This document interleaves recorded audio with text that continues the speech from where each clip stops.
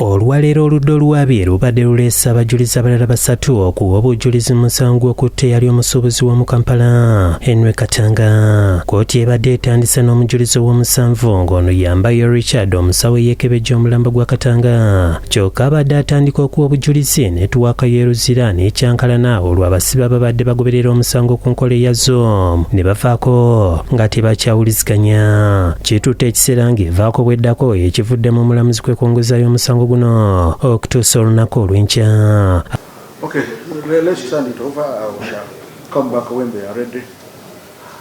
Okay.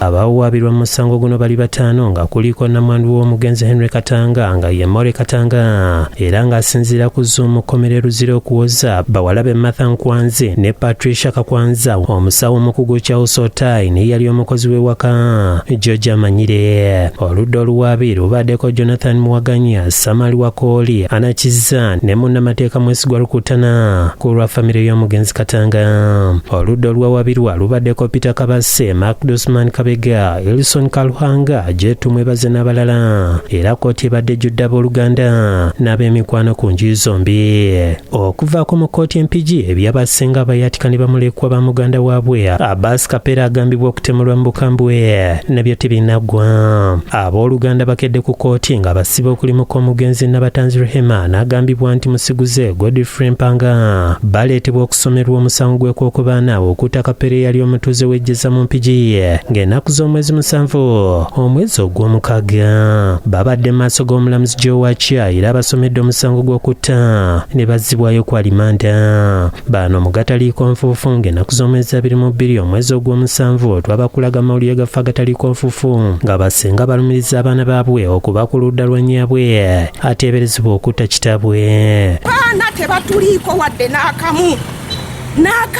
ng'abaana baffe. Ku mulundi guno enjuyi zombi babadde bakkakkamu naye nga bali wamu n'ow'ebyokwerinda Lutakome Martin baweze okulondoola omusango guno. Era n'okulaba nga nfuna obwenkanya n'okutangira abantu abalala abandibadde baagala okukola ekikolwa nga kino eky'obutemu senga abantu bano ddala ng'omusango gubasinze bafune abalekyenkanya.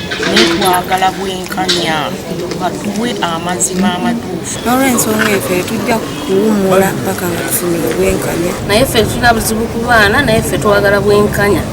Oba maama waabwe oba ani eyakola ekyo twagala bwenkanya. Senfuma Joseph Innocent ne Joseph Kinobe be bakusakidde eggulire lino ku Lwabukedde TV.